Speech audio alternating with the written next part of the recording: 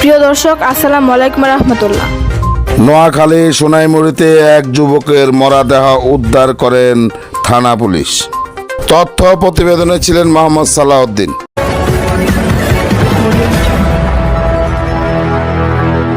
Dear viewers, Generation on TV, I welcome you.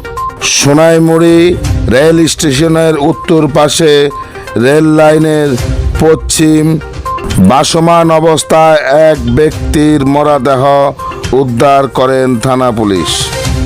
নিহত ব্যক্তির নাম আবুল বাশার, 22, ময়মনসিংহ জেলার দুধনই গ্রামের মৃত আবুল কাশেমের ছেলে।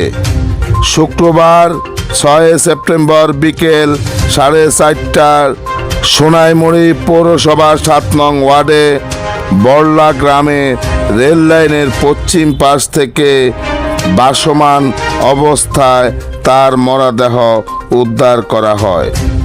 থানা পুলিশ ও স্থানীয় সূত্রে জানা যায়, বিকেল 3টার সময় সোনাইমুড়ি বড়লা গ্রামে রেল লাইনের পশ্চিম পাশে বিলের পানিতে ভাসমান অবস্থায় এক তরুণের মরদেহ দেখতে পায়।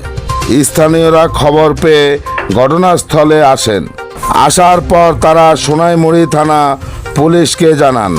পুলিশ এসে মরদেহ উদ্ধার করে।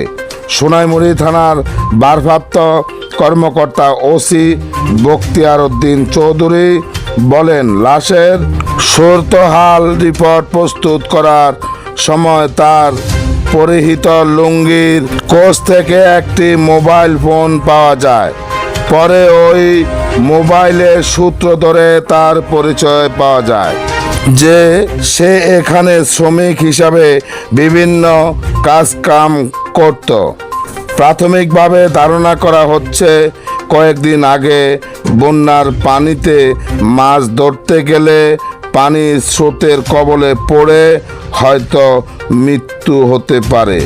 মৃত্যুর সঠিক কারণ জানতে মরদেহ ময়নাতদন্তের জন্য 250 শয্য বিশিষ্ট নোয়াখালী জেনারেল হাসপাতালে মর্গে পাঠানো হয়েছে।